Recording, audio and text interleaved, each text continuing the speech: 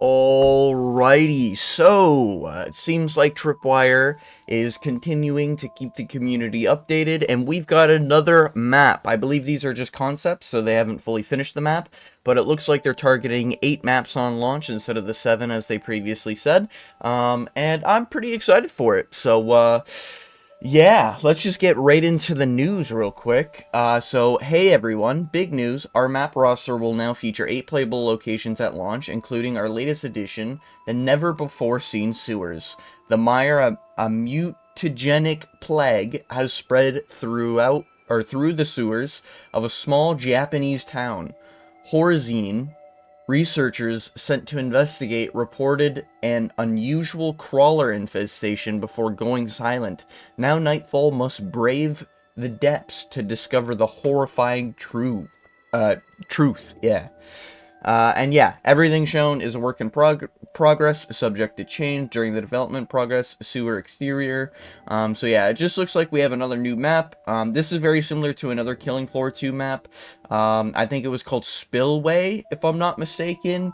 I didn't mind that map as far as everything I've played so far. The sewer map seems pretty cool. There's like a little underground area here. Now, I do think this map is going to be like another really cool addition, and it looks like there's narrow hallways. A lot of people have been craving narrow hallways. A lot of people complained in the beta that the map was a little too open. They want more narrowness that Killing Floor has a lot in most of their maps, like Catacombs, where you're running through tunnels, even the... can't remember the place, but it's the circus. The circus has a lot of just narrow areas where there's not really a lot of ways to run around or ways to train enemies, as a lot of zombie fans do in video games.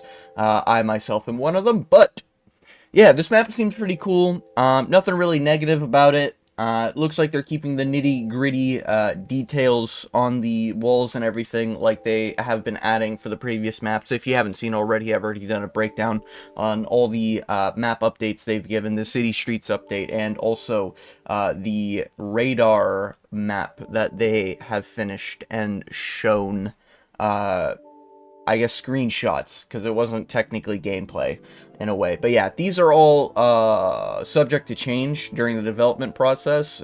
This seems like they're like pre-generated images. These don't look like in-game images, so it'd be interesting to see what happens. They could be, you know, maybe I'm just wrong. But yeah, looks pretty good.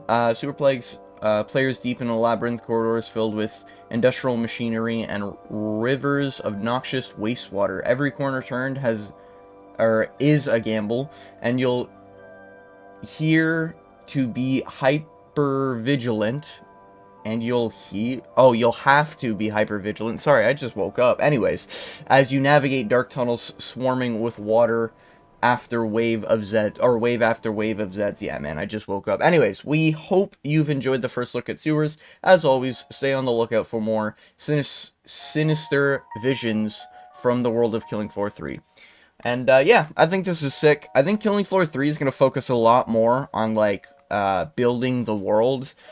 Killing Floor 2 ended up having a lot of maps that were kind of like standalone, you know, like Santa's workshop, Santa's castle, palace, whatever it was. And then there was, you know, obviously like Nightmare, stuff like that, where there are a lot of like gimmicky, like themed maps, not really like world building maps. Seems like Killing Floor 3 at least wants to stay consistent with, world building maps, so just like real areas in the world. So maybe they're trying to tie in together a lot more lore. Maybe they're going to take this game with a lot more serious of a tone rather than the previous, where it's a little bit more goofy mixed in with a lot of thrilling aspects.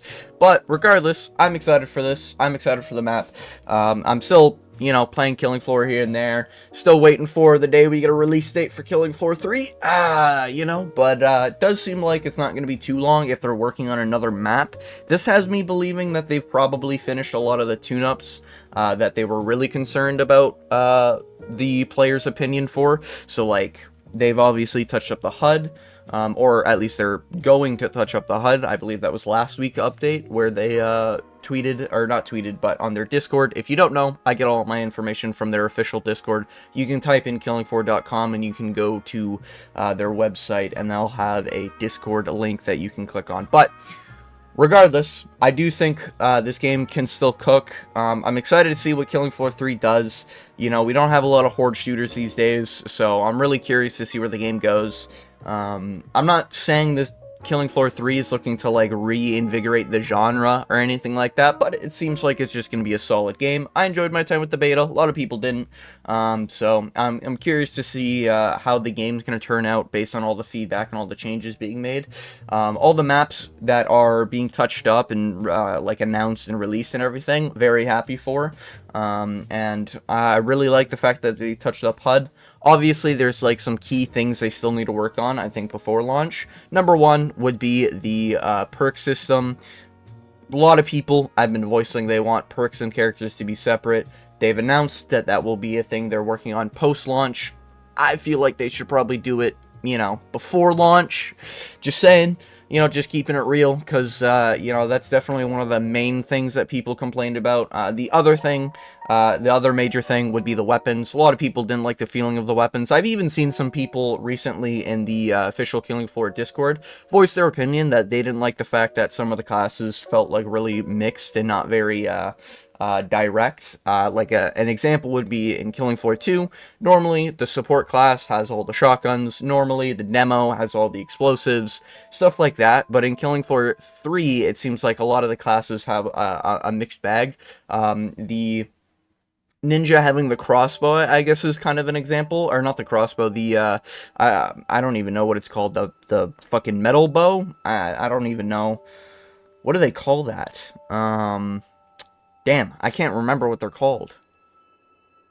Yeah, anyways, so the bow could also be on the marksman class, to be fair. The Luna class, or the sharpshooter, I should say, the Luna class, whatever they officially called it. But there's also some people were voicing that Imran's kit didn't really make sense. Grenade launcher, 2 shotguns, one being slug, one being buck, and then the other one being a beam weapon that could be used as sort of like a shotgun railgun. Some people are voicing that they don't really like the fact that classes have mixed weaponries. Me personally, I don't mind it.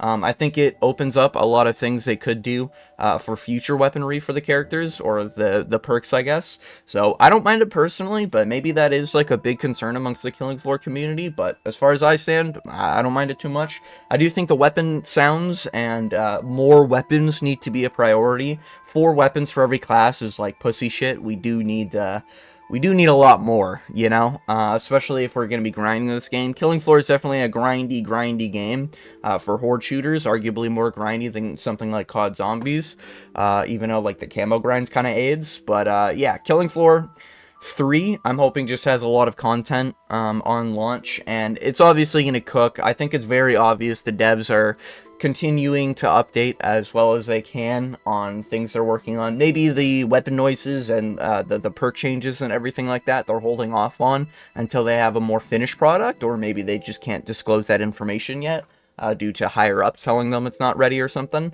Could be a situation like that.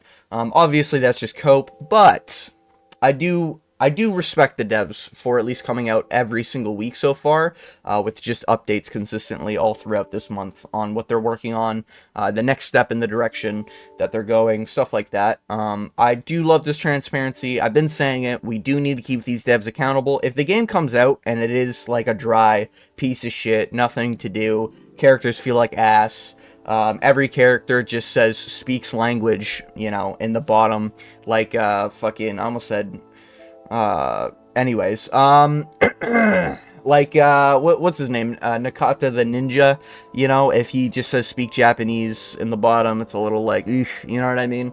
I don't really like stuff like that, because it's just like, I don't know what he's saying, you know? Subtitle it in English, please, so I can know what my character's saying. Just a recommendation.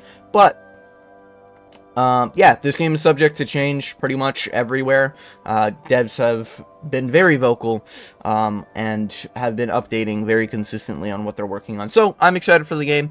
I hope everyone who enjoyed the beta is getting more excited for the game as we get closer to launch. I hope we get more updates as we go, of course, and maybe a release date would be nice, pretty soon, just saying. But yeah, if you made it all the way to the end of this video, I want to thank you for watching, and as always, I hope you have a good day.